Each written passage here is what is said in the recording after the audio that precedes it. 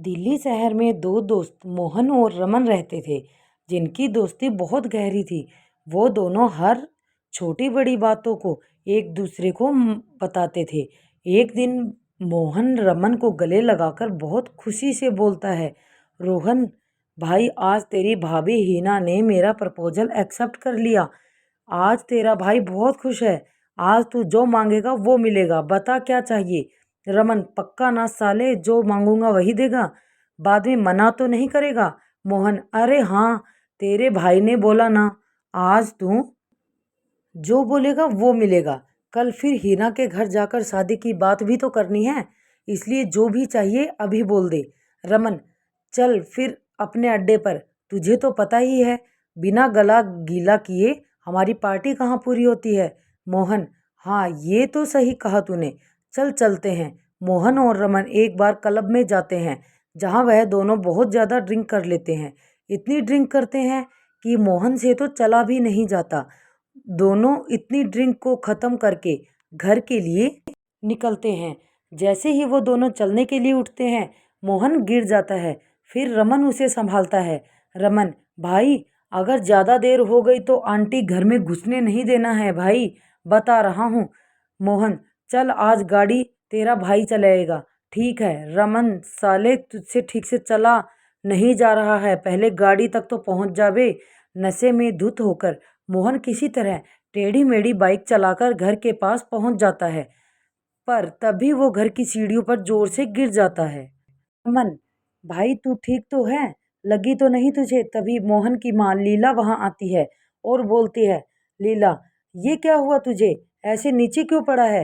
मोहन, अरे माँ, आज तेरे बेटे ने बाइक को हवा में उड़ाया, हवा में लू लू करके, ऐसे करके उड़ाया। लीला, आज फिर पी के आया है? अरे नालायक, जब संभाल नहीं सकता अपने आप को तो इतना क्यों पीता है? जैसी तेरी हरकतें हैं, तुझे तो किसी ने अपनी बेटी भी नहीं देनी। मोहन, अरे माँ, समझ दे दी, तेरी बहू ने हाँ कर दी, तभी पार्टी की हम दोनों ने। मोहन, रमन यार, ये आंखें खुल ही नहीं रही हैं मेरी, जितनी तूने पी हुई है उसके बाद तो तेरी जुबान भी नहीं खुलनी चाहिए थी। लीला, रमन बेटा, तू ही लेकर जा अब इस नालायक को अंदर, इसके खुद के बस की बात नहीं है। रमन मोहन को अंदर ले जाकर कमरे में सुला देता है और खुद भी उसी के साथ सो जाता है। अगले दिन सुबह लीला मोहन को आवाज मारकर उठाती है तो आंखें खोलकर वो भी नींद में होता है। मोहन, माँ अभी तो अंधेरा हो रहा है, सुबह तो होने दो। लीला, नालायक, अभी भी नशे में है, सूरज सर पर आ गया है, आंखें खोलकर देख, और कब होगी तेरी सुबह। एक आवाज में उठकर नीचे आ जा, वरना तेरी टांगे तोड़ देनी है मैंने आज। मोहन, यार रमन तू कहाँ है? ये मेरे कमरे में इतना अंधेरा क्यों रखा है? लाइट जला जरा। रमन, अबे पागल हो गया है क्या, इतनी रोशनी हो रही है, मेरी आंखों में तो चुभ रही है और तुझे अंधेरा लग रहा है। मोहन, क्यों मजाक कर रहा है यार, सुबह सुबह अंधेरा ही तो है, और तू है कहाँ, मुझे दिखाई नहीं दे रहा, अंधेरे में लाइट जलाना। रमन मोहन की बात सुनकर घबरा जाता है। वो उसको खिड़की के पास ले जाकर बोलता है, रमन अब दिखी साले रोशनी। मोहन, लाइट जला तभी तो दिखेगी रोशनी। ये सब देखकर रमन समझ जाता है कि गिरने की वजह से मोहन की आंखें चली गई हैं। रमन, भाई तू अंधा हो गया लग रहा है, सुबह के 10 बज रहे हैं लेकिन तेरी आंखों में रोशनी नहीं जा रही है। मोहन, यार ये क्या हो गया, ऐसा नहीं हो सकता, अभी तो हिना के घर बात करने जाना था, अगर उसको और उसके घर वालों को पता लगा कि मैं अंधा हो गया हूँ तो रिश्ता जोड़ने से पहले ही टूट जाएगा। दोनों इस बात से बहुत परेशान होते हैं। लीला उन दोनों को नीचे से आवाज लगा रही होती है, जिसे सुनकर रमन मोहन को संभालकर नीचे लेकर जाता है। मोहन प्यार का मारा अपनी माँ को सच बताने की जगह हिना के बारे में बताता है। जब लीला अपने बेटे के प्यार के बारे में सुनती है तो खुशी से बौखला जाती है और बोलती है, लीला सच्ची तुझे लड़की मिल गई, शुक्र है भगवान का, तुझे किसी लड़की ने पसंद किया, वरना तेरे लक्षण देख के तो लगता ही नहीं था कि कोई लड़की तुझसे शादी करेगी। अब मेरे घर भी बहू आएगी, मैं अभी तैयार होकर आती हूँ, फिर हम हिना के घर चलेंगे। लीला तैयार होने चली जाती है और रमन भी मोहन को तैयार कर देता है। तीनों हिना के घर जाते हैं, जहाँ पर हिना की माँ बिमला उनका स्वागत करती है। और सबको बैठने के लिए बोलती है। ना दिखने के कारण मोहन हिना की गोद में जाकर बैठ जाता है। ये देखकर बिमला बोलती है, बिमला बेटा वहाँ शादी के बाद बैठना, अभी फिलहाल सोफे पर बैठो। मोहन, माफ करना आंटी जी। दोनों परिवार मिलकर रिश्ते की बात करते हैं। इस बीच हिना मोहन को ही देख रही होती है और मोहन इधर उधर देख रहा होता है। तभी हिना मोहन को कोहनी मारकर बोलती है, हिना तुम्हारे बगल में बैठी हूँ मैं, इधर उधर क्या देख रहे हो।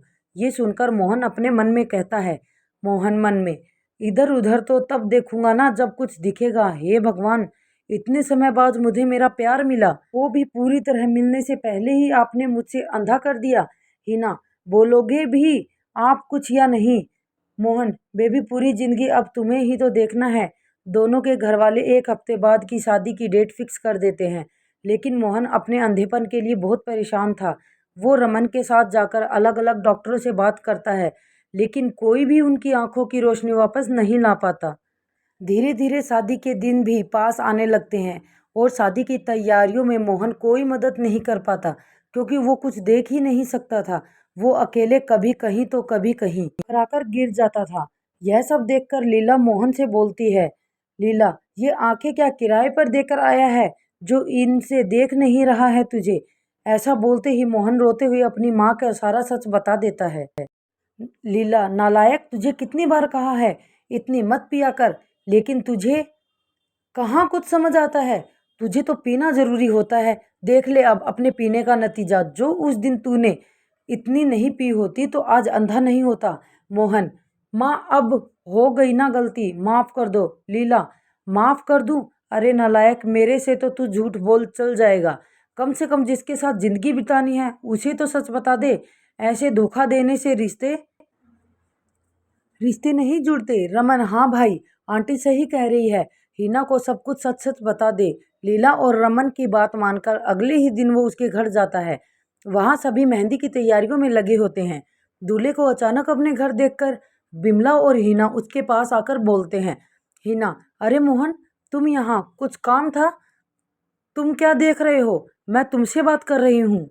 मेरी तरफ देखकर बात करो। मोहन, मैं जहाँ भी देख रहा हूँ तुम उसी तरफ आ जाओ, क्योंकि मेरी आंखों की रोशनी जा चुकी है, मैं देख नहीं सकता। हिना, क्या, ये क्या मजाक कर रहे हो तुम? रमन सबको सारा सच बताता है, जिसके बाद मोहन बोलता है, मोहन, मैं अपने रिश्ते की शुरुआत झूठ की बुनियाद पर नहीं करना चाहता था।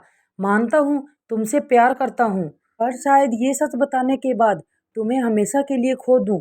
लेकिन झूठ बोलकर तुम्हें पा भी लेता तो कभी तुमसे नजरें नहीं मिला पाता। तभी रमन मोहन के कान में मजाक में बोलता है, रमन, अबे साले, नजरें तो तू सच बोलने के बाद भी नहीं मिला पाएगा। मोहन, साले तू चुप कर, फ्लो मत बिगाड़, चल भाग यहाँ से। मोहन, अब जो भी तुम्हारा फैसला होगा मुझे मंजूर है। मोहन के इतना बोलने पर रमन और लीला वापस जाने के लिए मुड़ते हैं और मोहन वहां खड़ा खड़ा रमन से बोलता है, मोहन, अबे साले, अब पकड़ कर ले चल। सारे डायलॉग की ऐसी की तैसी कर दी। अबे कहाँ गया? अकेला तो नहीं चला गया? निकम्मे रमन। मोहन खुद धीरे धीरे चलने लगता है। तभी किसी चीज से उसका पैर टकरा जाता है और वह गिरने वाला होता है, लेकिन हीना उसे संभाल लेती है। मोहन उसे रमन समझकर बोलता है, मोहन, साले कहाँ चला गया था तू? हाँ, मुझे छोड़कर कहाँ चला गया था? अभी गिर जाता मैं।